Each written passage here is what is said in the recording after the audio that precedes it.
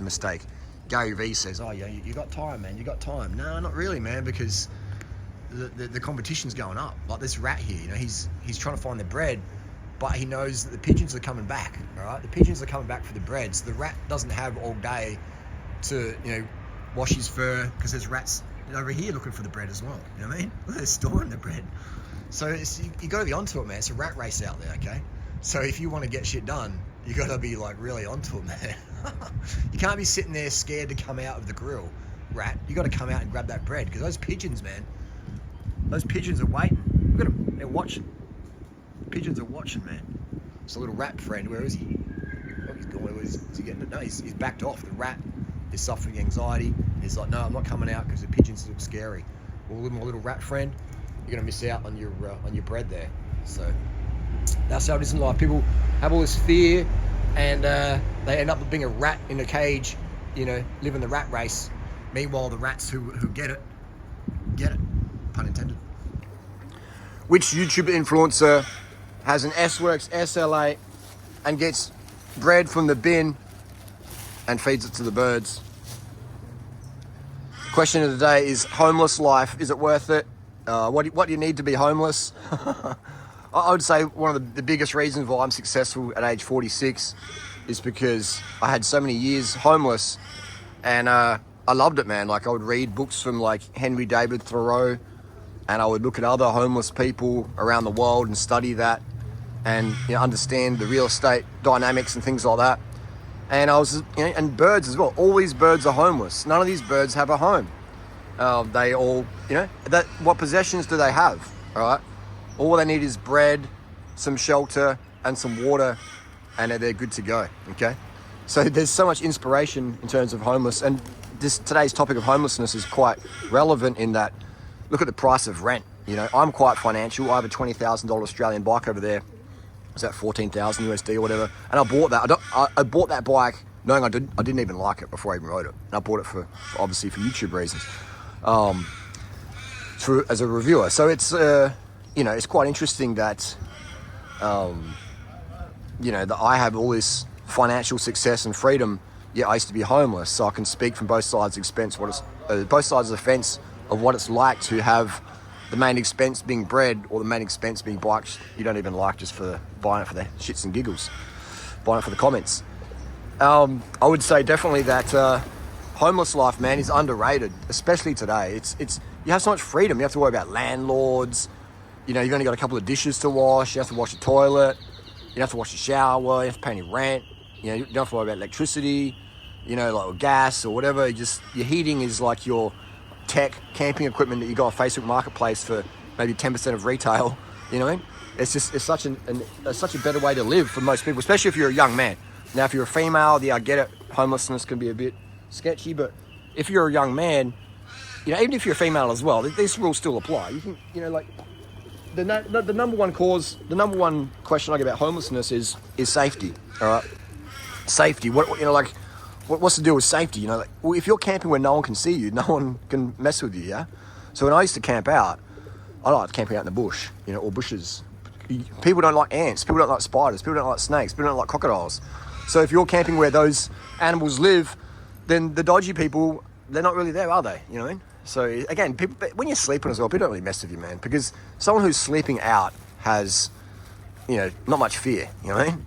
So people generally who target others are targeting beaters, you know, victims, etc. So if you're sober and you're athletic, you know, you're pretty good out there, okay? Especially if you're living in nature areas, you know, it's as simple as that. But I'd rate Adelaide, Australia as the best place in the world to be homeless. Why is that? Because we have so much good free Wi-Fi here in McDonald's, and the local councils and libraries have free Wi-Fi. So it's really good for aspect. To earn money, you can get the welfare in Australia, they give you the welfare. And if you're not an Australian resident, you can just collect cans and bottles and make, you know, $100, $200 a day, quite easily doing that. You know, $200 a day is pretty realistic as a can collector from what I've seen and what I've experienced myself. So you're earning, you know, $1,400 Australian a week because you're working 7 days a week, you know, and you're saving up all this money. So then you can go travel to Asia and stuff like that. It's amazing. So you're earning $1,400 a week. You're saving so much money because you're eating very, very simple. You're eating the foods I'd recommend. and you're getting a lot of those foods for free because you know how to dumpster dive, and you're saving all this money, man, and you're getting, you know, quite financial, you know. And what's your bills, man? When you're homeless, what are your bills? Maybe you rent out a storage locker for bike staff or flipping shoes or whatever, so you're paying like 20 or 30 bucks a week, maybe, if you're doing that, you know. Like, what are your bills? So that's half the thing, man, is outgoings. If you want to be, you know, financially like that rat, you know, if you want to be, that rat's homeless too. If you want to be financial in life, then it's the outgoings, man. The kids, there it is. It's the kids, you know. That's, a rat's got kids. He's fighting a bird. Yeah, the rats have got family. So if you've got kids, obviously, then yeah, there are obligations. But I'd say being homeless with kids is fantastic because it teaches the kids, you know, what time of day it is. It teaches the kids to be grateful. The kids I know have it the hardest are the kids who come from money. You know, they have the financial stress of that, the responsibility. So if your parents have got money, life is harder, man. Really, it is, because you don't learn to hustle, man. I was raised by a single mum, you know, so I was raised that I get one pair of shoes a year, and that was fucking awesome, man. And now I've got, you know, probably over 1,000 pair of shoes. Literally, I've probably got over 1,000 pair of shoes. You know, and I've got over like 60 bikes, and all of them high end, etc. So it's just, you know, and my passion is my profession. You know, so I feel like every day I am absolutely living peak life experience. I don't see how I could get better.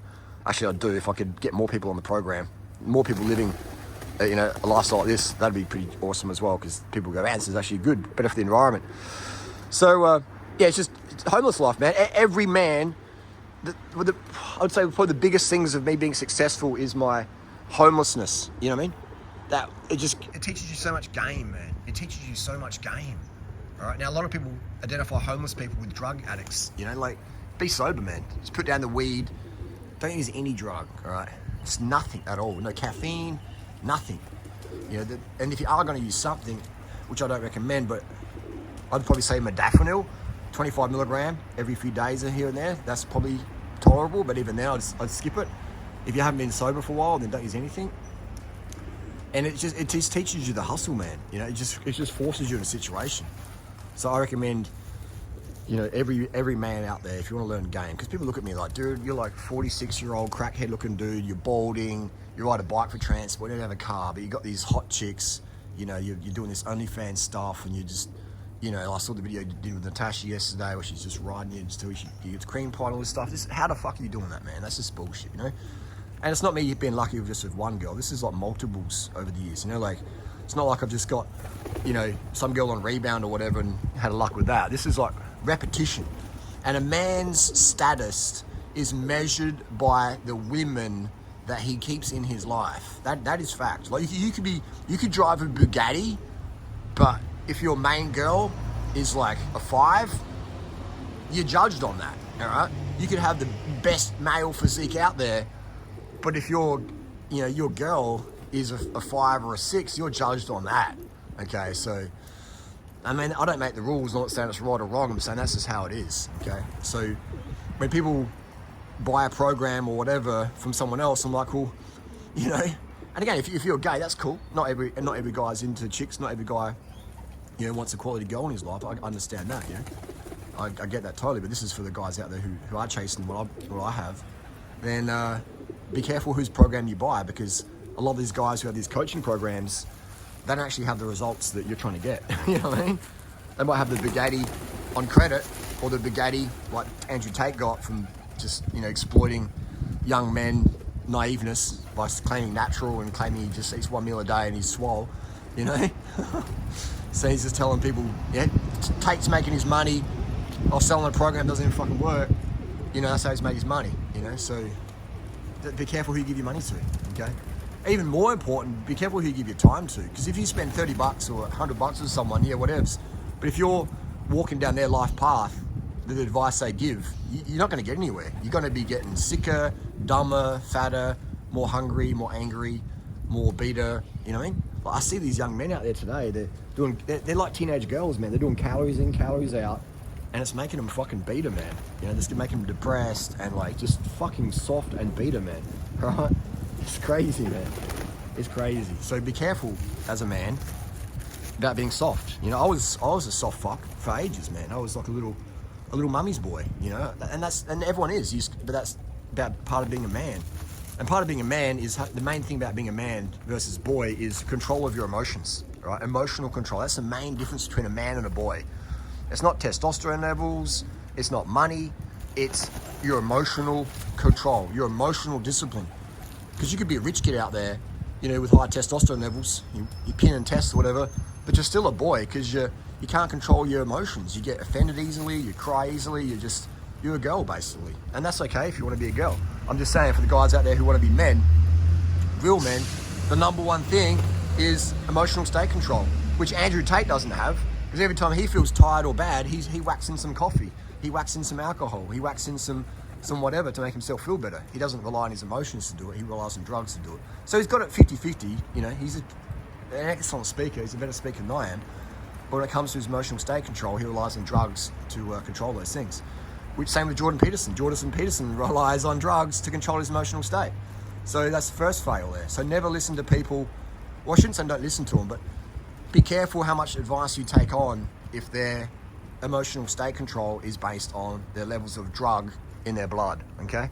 So be aware of that. But I would recommend be homeless today, you know, put all your stuff just get all your stuff today, put it in a storage locker, and just live the homeless life, man. Just live it, you know. You'll meet incredible people. People will treat you differently. You'll learn who your friends are. You'll learn who's open-minded, closed-minded. It's just a great life detoxer, you know what I mean? But again, not many people are going to do it. Like, this video might get 1,000 views and you might get one person doing it for like a week. I get that.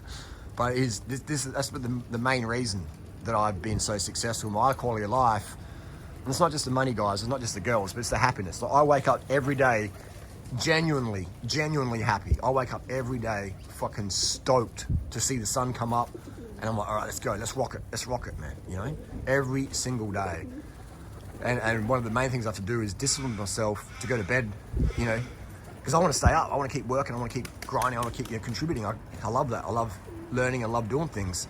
So my biggest challenge is going to bed early enough, you know, so I can stay on top of everything. But that's my life, man. I fucking love it every day. I don't even know what day it is, unless it's Saturday, it's park run day.